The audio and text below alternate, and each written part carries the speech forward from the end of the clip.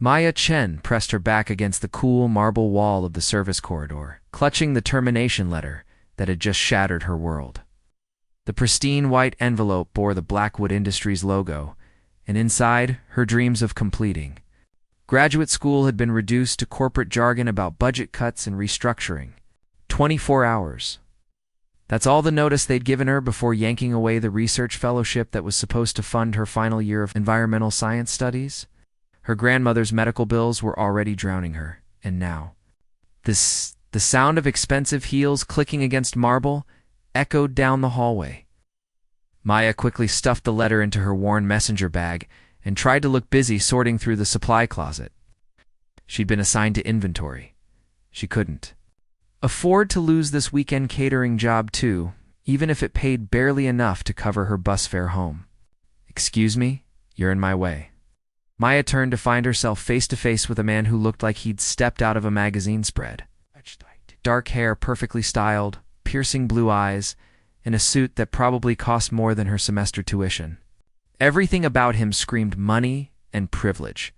"Sorry," Maya mumbled, stepping aside. "I was just organizing the supplies." The man barely glanced at her as he brushed past, already pulling out his phone. Maya caught a whiff of expensive cologne and something else that made her stomach clench with recognition. Arrogance. The same entitled attitude she'd encountered from every wealthy family she'd worked for. She was about to return to her inventory when raised voices from the adjacent office caught her attention. "Ethan, you cannot continue this bachelor nonsense forever." The woman's voice was crisp, authoritative. "Your father has made his position clear. No wife, no CEO position. Mother, we've discussed this ad nauseum." That was the man from the hallway, his voice tight with frustration. "I'm not marrying someone just to satisfy father's antiquated notions about family legacy." Maya knew she should move away, but something kept her frozen in place. "The Henderson girl would be perfect," the woman continued. "Or perhaps Olivia Harrington. Her family's pharmaceutical empire would complement our holdings beautifully." "You mean it would complement father's bank account beautifully?" "Don't be crass, Ethan. This is about securing the future of Blackwood Industries. You're 32 years old. It's time to settle down with someone appropriate." Maya heard papers shuffling, followed by the sharp click of a pen. "I've prepared a list of suitable candidates, all from excellent families, all impeccably educated. Pick one, or your father will pick for you." The silence stretched so long that Maya wondered if they'd left the room. Then she heard a chair scrape against the floor. "I need some air," Ethan said, his voice strained. Maya quickly busied herself with the supply inventory as footsteps approached. She expected him to walk past again, but instead, he stopped directly in front of her. "How much did you hear?" he asked quietly. Maya's cheeks burned. "I wasn't trying to eavesdrop. I was just working in voices carry in these old buildings." Ethan studied her face with an intensity that made her uncomfortable. His gaze took in her faded jeans, her practical sneakers, the small tear in her sweater that she'd been meaning to mend. "What's your name?" he asked suddenly. Maya Chen." "You repeat it?" As if testing how it sounded. It sounded, and "What do you do when you're not inventorying supply closets?" "I'm a graduate student, environmental science. At least, I was until this morning." The bitterness in her voice surprised even her. Ethan's eyebrows rose slightly, as Maya couldn't believe she was spilling her personal problems to a complete stranger, especially one who clearly lived in a different universe than she did. But something about his direct gaze made her want to be honest. "Lost my fellowship. Budget cuts. Turns out saving the environment isn't as important as increasing profit margins. And now, you're working catering jobs to make ends meet." It wasn't a question, but Maya nodded anyway. Ethan was quiet for a long moment, his expression thoughtful. When he spoke again, his voice carried a strange urgency. "Maya Chen, how would you feel about making $50,000 for 3 days of work?" Maya's laugh came out as more of a snort. "What's the catch? Industrial espionage? Kidney donation?" "Nothing illegal," Ethan said quickly. "Just unusual." The office door opened, and the woman from earlier emerged. She was exactly what Maya had expected. polished and cold, with silver hair arranged in an elegant chignon and a cream-colored suit that screamed designer. "Ethan, darling, what are you doing out here chatting with the help?" Maya felt her face flush at the dismissive tone, but Ethan's jaw tightened. "Mother, I'd like you to meet Maya Chen, my girlfriend." The silence that followed was so complete that Maya could hear her own heartbeat. Mrs. Blackwood's face went through several expressions before settling on horrified bewilderment. "You're what?" "My girlfriend," Ethan repeated, moving closer to Maya and slipping his arm around her waist. The casual intimacy of the gesture sent an unexpected shock through her system. "We've been seeing each other for several months now." Maya's mind reeled. She should pull away, should tell them both that this was insane. Instead, she found herself leaning into Ethan's warmth, playing along with whatever game he'd just initiated. "Surprise," she said weakly. Mrs. Blackwood's perfectly composed mask slipped entirely. "This is impossible. You've never mentioned any Maya, and she's working as catering staff." "Not everyone measures their worth by their bank account, Mother," Ethan replied smoothly. "Maya is brilliant. She's working on revolutionary research in coral reef preservation." "I work in the kitchen," Maya corrected, then immediately regretted it when Mrs. Blackwood's expression grew even more appalled. "The kitchen," she repeated faintly. "Temporarily," Ethan added quickly, "while she finishes her graduate degree." Mrs. Blackwood looked between them as if they'd both lost their minds. "Ethan, we need to discuss this privately right now." "Mother, Maya and I have dinner plans. We'll talk tomorrow." Before either woman could protest, Ethan was guiding Maya down the hallway, his hand warm against the small of her back. They walked in silence until they reached the building's lobby, where floor-to-ceiling windows offered a view of the city skyline. "Okay," Maya said, pulling away from him and crossing her arms. "What just happened back there?" Ethan ran a hand through his hair, messing up the perfect styling. "A moment of temporary insanity, I think." "Your temporary insanity just got me fired." "No, it got you hired." $50,000, Maya. 3 days. "All you have to do is pretend to be my girlfriend at my parents' anniversary party this weekend." Maya stared at him. "You're serious?" "Dead serious. My parents have been trying to force me into marriage for months. They've lined up a parade of suitable wives, all desperate to become the next Mrs. Blackwood. If I show up with someone they absolutely cannot approve of, they'll back off. And I'm someone they can't approve of because I'm poor." "Because you're real," Ethan corrected. "Because you don't care about impressing them. Because you told me straight to my face that you work in the kitchen instead of letting me build some elaborate fantasy about your career." Maya felt a strange mix of insult and flattery. "So I'm authentically unsuitable." "Perfectly unsuitable," Ethan agreed with a grin that transformed his entire face. "What do you say?" Maya thought about her grandmother's medical bills, about the student loans that would follow her for decades, about the career she'd worked so hard for, slipping away. $50,000 would solve everything. "This is crazy," she said. "Is that a yes?" Maya looked at him again, really looked. Beneath the designer clothes and privileged exterior, she saw something desperate, something almost vulnerable. "What happens if your parents see through the act?" "They won't. You're nothing like the women they expect me to date." "That's exactly why this will work." Maya thought about Mrs. Blackwood's horrified expression, about the casual cruelty in her voice when she'd called Maya the help. Maybe it would be satisfying to ruffle some privileged feathers for a weekend. 50,000, she said slowly, plus expenses, plus accommodations, plus a complete wardrobe for the weekend. And after Sunday, we have a very public, very dramatic breakup. We get to keep everything, including the jewelry, and we never see each other again. Maya extended her hand.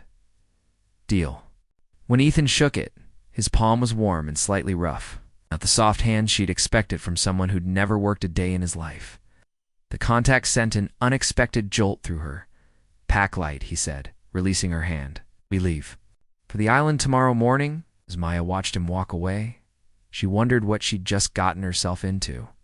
3 days playing girlfriend to a man who lived in a world she'd only seen in movies. What could possibly go wrong? she was about to find out that the answer was everything? The helicopter ride to the Blackwood family's private island should have been the experience of a lifetime. Maya pressed her face to the window.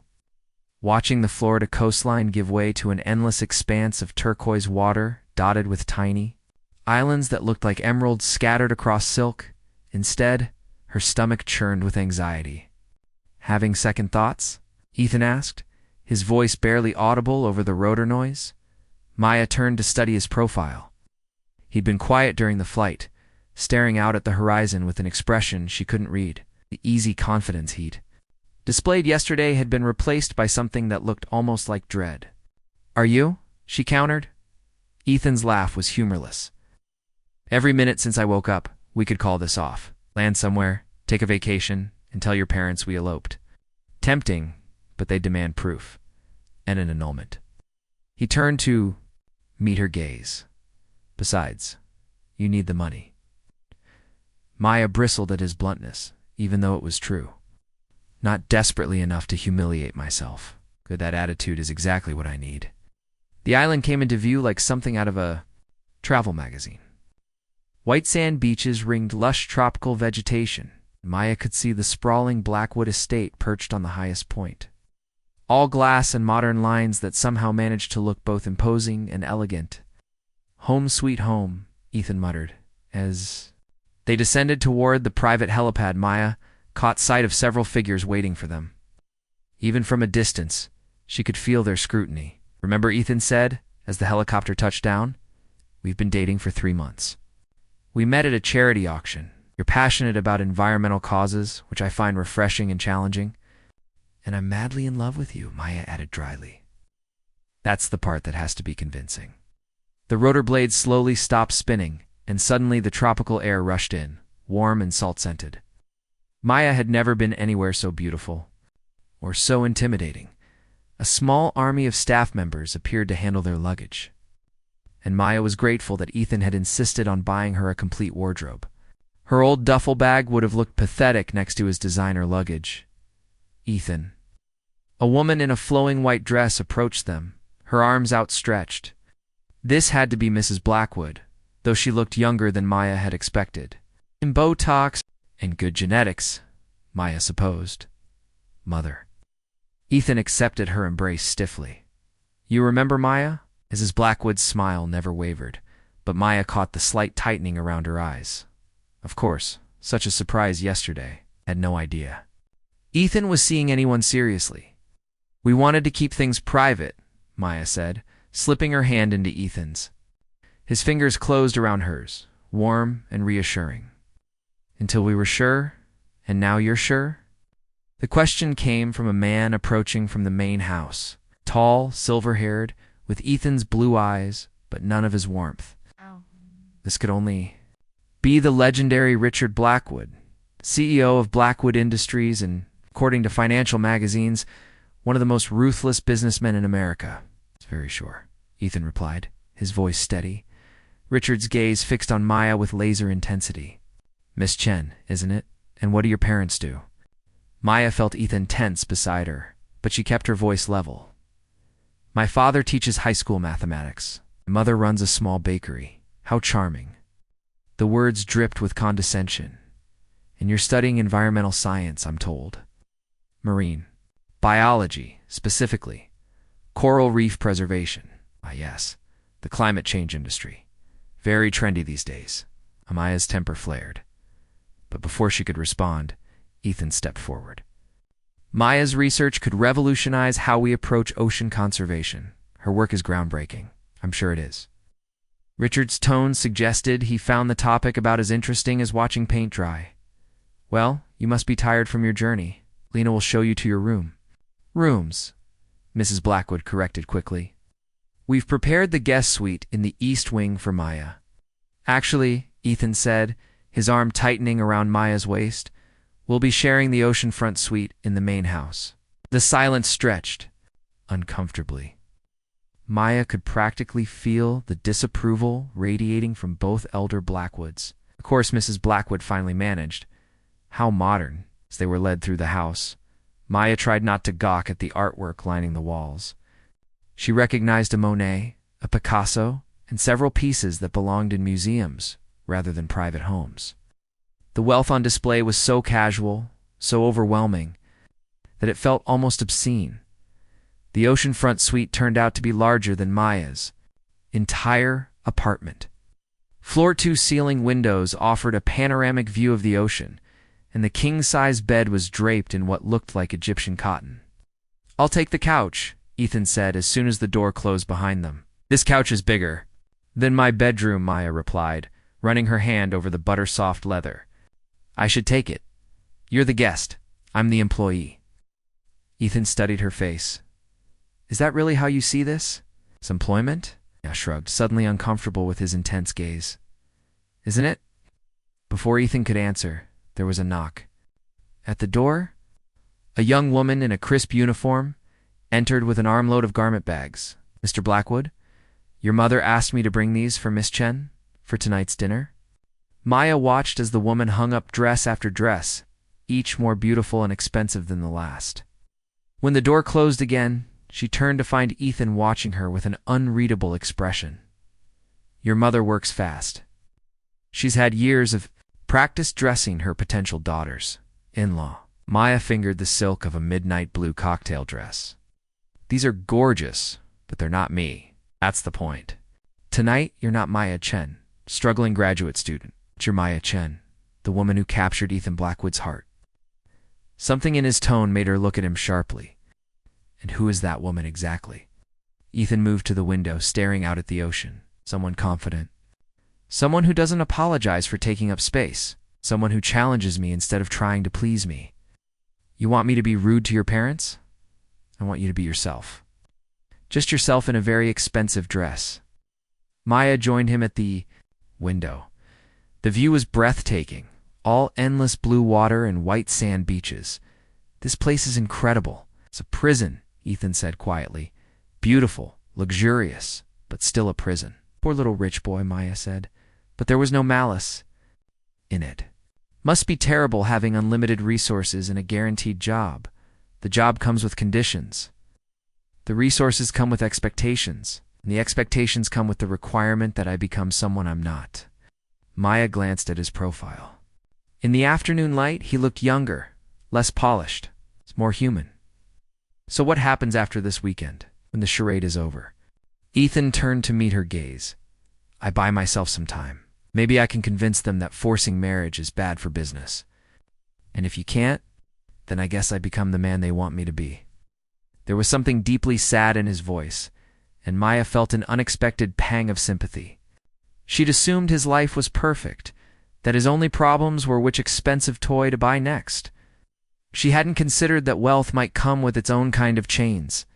"For what it's worth," she said softly, "I think they're wrong. Marriage thing. You shouldn't have to sacrifice your personal happiness for a company." Ethan's smile was wry. "Might be the first person to say that to me. Then you've been talking to the wrong people." They stood in comfortable silence for a moment, watching the waves roll onto the beach below. Maya found herself wondering what Ethan would be like in a different world, without the weight of his family's expectations pressing down on him. "Maya," he said suddenly, "there's something you should know about tonight." She turned to face him fully. "Olivia Harrington will be here. She's the woman my parents are most determined to see me marry. She's beautiful, accomplished, from the right family, everything they think I should want." "Should I be worried about the competition?" Maya asked lightly, though something uncomfortable twisted in her stomach. "No," Ethan said, his gaze holding hers, "because you have something she doesn't." "What's that? You're real?" The word hung between them, loaded with implications Maya wasn't sure she understood. Before she could ask what he meant, another knock interrupted them. "Mr. Blackwood, dinner is served in 30 minutes. Ethan's expression shifted back to business mode. Time to get dressed for battle. As Maya selected the midnight blue dress and disappeared into the bathroom to change, she caught her reflection in the mirror. Her cheeks were flushed, her eyes bright with excitement and fear. 3 days, she reminded herself, $50,000. Then back to real life. But as she slipped into the silk dress that fit her like it had been made for her body, Maya couldn't shake the feeling that nothing, about her real life would ever be the same after this weekend. The game was about to begin, and she was no longer sure who was playing whom. Dinner was served on the expansive terrace overlooking the ocean, with candles flickering in crystal holders and the sound of waves providing a romantic backdrop that felt like cruel irony. Maya had never felt more out of place in her life, despite the designer dress that clung to her curves like a second skin. The other guests had arrived while she was getting ready, and now she found herself seated at a table surrounded by people whose net worth probably exceeded the GDP of small countries. Olivia Harrington sat directly across from her, a vision in cream silk with platinum blonde hair arranged in an elegant updo. "So Maya," Olivia said, her voice honeyed with false sweetness, "Ethan tells us you're studying environmental science. How fascinating. You planning to work for one of those charming little nonprofits after graduation?" Maya felt Ethan's hand find hers under the table, a steadying presence. "Actually, I'm hoping to work in corporate consulting, helping companies develop more sustainable practices." "How ambitious," Richard Blackwood interjected from the head of the table. "Though I suspect most corporations are more interested in profit margins than saving the whales." "The two aren't mutually exclusive," Maya replied, her voice gaining strength. "Companies that invest in sustainable practices often see significant long-term returns. Environmental responsibility is becoming a competitive advantage." "Tell that to the shareholders," Richard said dismissively. "The shareholders who will own worthless stock when climate change destroys the industries they've invested in," Maya shot back. The table fell silent. Maya realized she'd just challenged one of the most powerful men in America over dinner, and her cheeks burned with embarrassment. Then Ethan squeezed her hand and smiled. "Maya doesn't believe in sugarcoating the truth," clearly Mrs. Blackwood said faintly. "I think it's refreshing," said a woman Maya hadn't been introduced to. "So few young people today have genuine passion for anything beyond social media." Olivia's smile tightened. "Yes, passion is wonderful. Though I've always believed that effective change happens through working within established systems rather than challenging them." Maya bit back. Her response, remembering Ethan's advice to be herself, but not to completely alienate his parents. Instead, she took a sip of wine that probably cost more than her monthly grocery budget. "Maya grew up in Miami," Ethan said, smoothly changing the subject. "Her mother makes the most incredible Cuban pastries." "How lovely," Mrs. Blackwood said.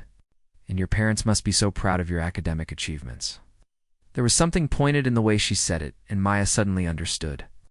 They were fishing for information about her background, looking for ammunition to use against her. "They are," Maya replied simply. "My father always said that education was the one thing no one could take away from you." "Wise man, Richard," said, though his tone suggested he found wisdom from a high school teacher somewhat suspect.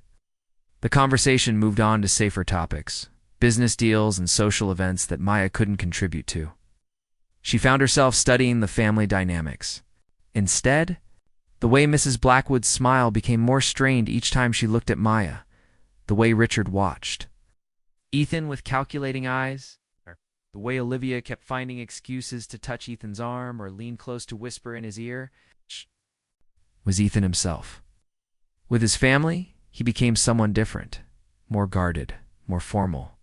The man who had confided in her about feeling trapped seemed to disappear behind a mask of polite indifference. Olivia said as dessert was being served, "You simply must see the photos from the Hamptons' house party last month. Everyone missed you." She produced her phone, scrolling through images of beautiful people in beautiful settings doing beautiful, meaningless things. Maya watched Ethan's face as Olivia leaned against his shoulder, showing him picture after picture of the life his parents wanted him to live. "This one's my favorite," Olivia said, pausing on a photo of herself in a white bikini on a yacht. "Remember when we sailed to Martha's Vineyard together?" Maya felt something sharp and unpleasant twist in her chest. Jealousy, she realized with alarm. She was actually jealous of a woman who was essentially her employer's business associate. "That was years ago, Olivia," Ethan said, gently moving away from her. "But such wonderful memories," Mrs. Blackwood added pointedly. "Olivia, you must tell Maya about your charity work. You've done such amazing things with the Children's Hospital." As Olivia launched into a detailed account of her philanthropic efforts, Maya found herself genuinely impressed despite her dislike of the woman. Whatever her motives, Olivia had raised millions for pediatric cancer research. That's incredible, Maya said when Olivia finished. You must be very proud of that work. For the first time all evening, Olivia's smile seemed genuine. It means everything to me. Children shouldn't suffer because their families can't afford treatment. Maya felt a grudging respect for her. Maybe there was more to Olivia than designer clothes and perfect pedigree. Maya's grandmother is fighting cancer, Ethan said suddenly. Maya's head snapped toward him. They hadn't discussed her grandmother. And she felt exposed, having her personal struggles laid bare for these strangers. I'm so sorry, Olivia said, and she actually sounded sincere. What kind? Bone cancer, Maya replied reluctantly. The treatment is expensive, and insurance doesn't cover everything. That's terrible, Mrs. Blackwood said. Healthcare costs these days are simply criminal. If you need recommendations for specialists, Olivia offered, I know several excellent oncologists who might be able to help. Maya found herself warming to Olivia despite everything. Thank you. That's very kind. Take care of the people we love, Richard said, his gaze moving between Maya and Ethan. Family's everything. There was something loaded in his words, and Maya felt Ethan stiffen beside her. Yes, Ethan said carefully. It is. After dinner, the group moved to the living room for drinks and conversation. Maya found herself separated from Ethan as Mrs. Blackwood cornered her near the piano. Maya, dear, I hope you don't mind me asking, but how serious are things between you and Ethan? Maya's mouth went dry. This was it, the real interrogation. It's very serious. And you love him? With all my heart, Maya replied, surprised by how easily the lie came. Mrs. Blackwood studied her face intently. Love isn't always enough, you know. Ethan will inherit tremendous responsibility someday. He needs a partner who understands that. World, who can support him in ways that matter. I understand that he's under enormous pressure, Maya said carefully. And I support him by being someone he can be himself with. Himself. Mrs. Blackwood's laugh was sharp. My dear Ethan is destined to lead one of the largest companies in America. He doesn't have the luxury of being himself. The casual cruelty of the statement took Maya's breath away. Everyone deserves to be themselves. How beautifully naive. Mrs. Blackwood's voice was gentle, but her eyes were steel. You seem like a lovely girl, Maya, but you're not right for him. Surely you can see that. Across the room, Maya caught sight of Ethan deep in conversation with his father and several other men. Even from a distance, she could see the tension. In his shoulders, with respect, Mrs. Blackwood, I think Ethan should decide what's right for him. Should he? When his decisions affect thousands of employees and billions in assets? When his choice of wife could impact international business? Relationships? Mrs. Blackwood moved closer, her voice dropping to a whisper. I'm offering you a way out, dear. It's a generous settlement for your time and discretion. You could pay for your grandmother's treatment and finish your degree without the burden of student loans. Maya's heart hammered against her ribs. To pay me to leave him. I want to offer you the freedom to pursue your own dreams instead of being trapped in a world where you'll never truly belong. The words hit their mark because they contained an uncomfortable grain of truth. Maya didn't belong here among the crystal and caviar. The casual discussions of million-dollar art purchases and political influence, she was playing dress-up in someone else's life. How much? She heard herself ask. Mrs. Blackwood smiled triumphantly. 200,000. Enough to secure your future without compromising his. Maya's mind reeled. $200,000 would solve every problem in her life. Her grandmother's treatment, her student loans, enough left over to pursue her research without worrying about funding. All she had to do was walk away from a man who was paying her to pretend to love him. I need time to think, Maya said. Of course, dear. Don't take too long. Ethan's future depends on making the right choices, and frankly, so does yours. Mrs. Blackwood glided away, leaving Maya standing alone by the piano, her mind spinning. She looked across the room at Ethan, who was listening to his father with an expression of barely contained frustration. As if sensing her gaze, he looked up, and their eyes met across the crowded room. For a moment, everything else faded away. His expression softened, and he smiled at her with what looked like genuine affection. Maya's heart skipped a beat, and she realized with growing alarm that somewhere between the helicopter and this moment, the line between acting and reality had begun to blur. She was supposed to be pretending to love Ethan Blackwood. She hadn't planned on it starting to feel real. Maya couldn't sleep. She'd been lying on the impossibly comfortable bed for hours, staring at the ceiling while Ethan's steady breathing came from the couch across the room. Every time she closed her eyes, she saw Mrs. Blackwood's knowing smile and heard the number that could change her life: $200,000.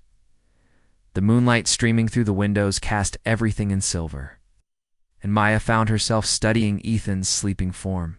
He'd discarded his dinner jacket and dress shirt, sleeping in just his undershirt and pants.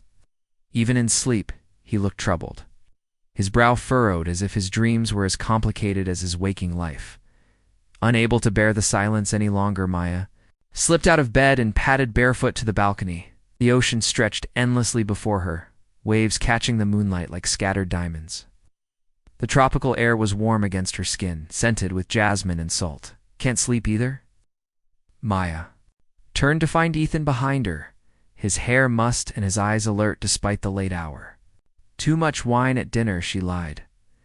Ethan joined her at the railing, maintaining careful distance between them.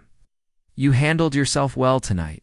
Better than I expected. Thanks for the ringing endorsement. That's not what I meant. Ethan's. The voice was soft. You were yourself. That's rare in my world. Maya thought about Mrs. Blackwood's offer, about how easy it would be to take the money and walk away. Your mother cornered me after dinner. Let me guess. She offered you money too. Disappear. Maya's surprise must have shown on her face because Ethan laughed, though it wasn't a happy sound. How much, he asked. Does it matter? It matters to me. Maya hesitated. 200,000. Ethan whistled low. Of you? That's more than she offered the last woman. There was a last woman? Rebecca Martinez. An artist I dated briefly last year. Mother offered her 100,000 to end things quietly. Did she take it? She took it and ran. Can't say I blamed her. Maya studied his profile in the moonlight. Is that what you expect me to do? Ethan was quiet for so long that Maya thought he wouldn't answer. When he finally spoke, his voice was barely above a whisper. I expect you to do what's best for you. It's what everyone does in the end. That's a pretty cynical view of human nature. It's a realistic view based on 32 years of experience. Maya felt a surge of anger on his behalf. Not everyone is motivated by money, Ethan? No? Then why are you here? The question hit like a slap. Maya opened her mouth to protest, then closed it again. He was right, wasn't he? She was here for the money. $50,000 to play dress-up and pretend to care about him? You're right, she said quietly. I'm sorry. Don't apologize. For being honest, it's one of the things I like about you. They stood in silence, the weight of unspoken truths hanging between them. Maya found herself acutely aware of everything about him. The way the moonlight highlighted the sharp line of his jaw, the faint scar above his left eyebrow that she hadn't noticed before, the way his hands gripped the railing as if he was holding on for dear life. Tell me something real, she said suddenly. Ethan turned to look at her. What? Something real about you? Not the polished version you show your parents or the business world? Something true? Ethan was quiet for a long moment. I used to want to be a teacher, like my father. Like your father. The anniversary party was everything Maya had expected and nothing she was prepared for. The estate's gardens had been transformed into an outdoor ballroom, with thousands of white lights strung between the palm trees and a dance floor that seemed to float above the ocean. Full orchestra played while guests in designer gowns and tailored tuxedos mingled beneath the stars. Maya stood at the edge of the crowd in a stunning red evening gown that made her feel like an imposter playing princess. She hadn't spoken to Ethan since their confrontation on the balcony the night before, and the tension between them was thick enough to cut. He looked magnificent. Olivia appeared beside her, resplendent in silver that caught the light with every movement. That color is perfect with your complexion. Thank you, Maya replied, surprised by the genuine compliment. I wanted to apologize for last night. I may have come across as territorial about Ethan, Old habits die hard. Maya studied the other woman's face. You love him. It wasn't a question, and Olivia didn't deny it. I have for most of my life, but love isn't always enough, is it? No, Maya agreed quietly. It isn't. They watched Ethan work the crowd with practiced ease, shaking hands and making small talk with his parents, friends, and business associates. He was in his element, the perfect heir apparent, but Maya could see the strain around his eyes. He's different with you, Olivia said suddenly. What do you mean? Less guarded. More like the boy I remember from summers here when we were children. Olivia's smile was sad. He used to build elaborate sand castles and populate them with stories about brave knights and clever princesses who saved themselves. Maya felt her chest tighten. People change. Yes, they do. Usually not for the better in our world. Olivia touched Maya's arm gently. He looks at you the way he used to look at those fairy tales, like he believes in magic again. Before Maya could respond, Mrs. Blackwood approached with a determined smile. Maya, dear, there's someone I'd like you to meet. The someone turned out to be Victoria Blackwood, Ethan's grandmother and the family matriarch. Even at 85, she was formidable, with sharp eyes and silver hair styled in an elegant chignon. So you're the young woman who's captured my grandson's attention, Victoria said, her voice carrying the authority of someone accustomed to being obeyed. I am, Maya replied, straightening her spine. Good. I detest simpering girls. Walk with me. Victoria led Maya away from the party, down a path lined with blooming hibiscus, toward a secluded garden bench overlooking the ocean. The sounds of the celebration grew distant, replaced by the rhythm of waves against the shore. Sit, Victoria commanded, settling herself on the bench with surprising grace. Tell me why you're really here. Maya's carefully rehearsed story died in her throat. Something about Victoria's direct gaze made lying impossible. Your grandson hired me to pose as his girlfriend for the weekend, Maya said quietly.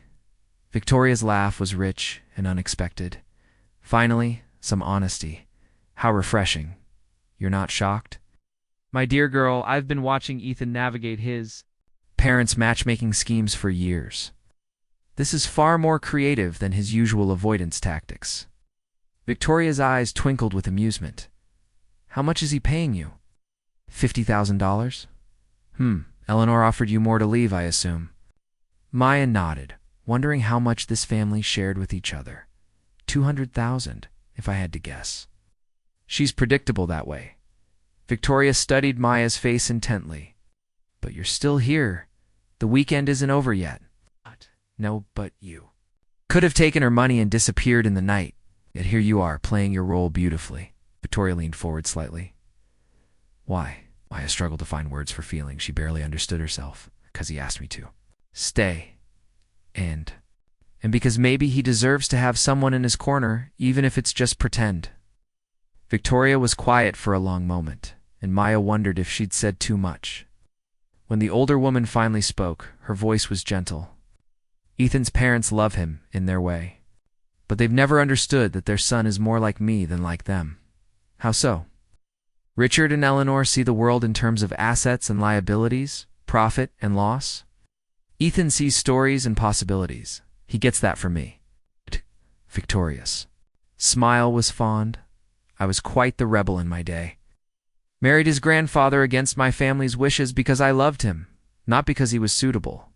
Maya felt a spark of hope, and it worked out. Magnificently. For 47 years, until he died. Richard inherited his father's business sense, but not his capacity for romance. Victoria turned to Maya with laser focus. The question is, my dear, what do you see when you look at my grandson? Maya's throat tightened. See someone trapped in a life that doesn't fit him.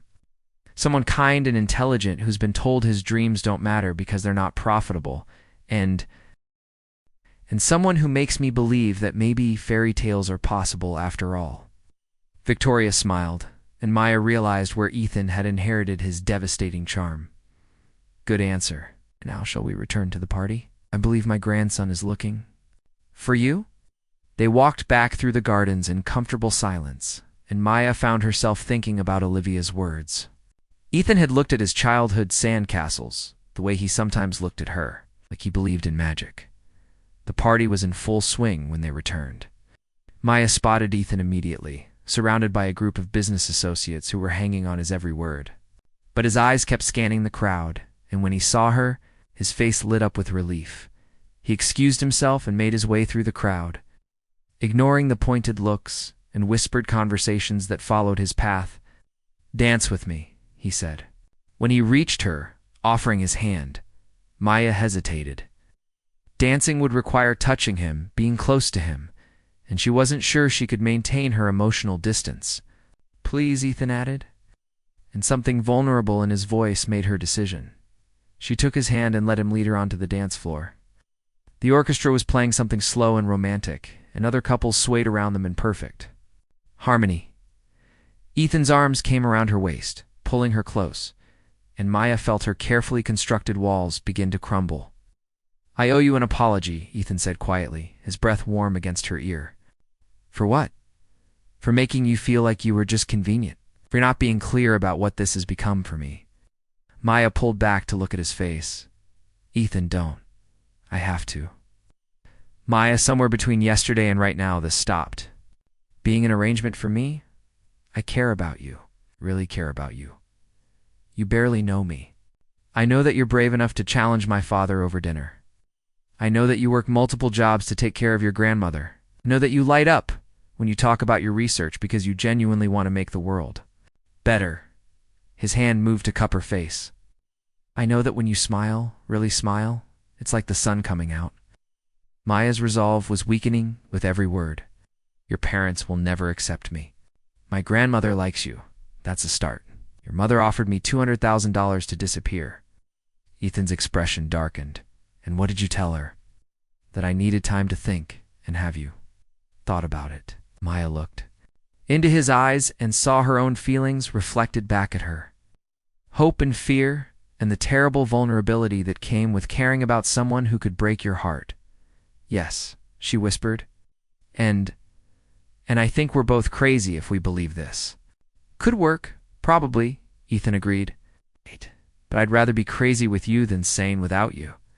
The song ended, but they remained in each other's arms, oblivious to the other dancers moving around them.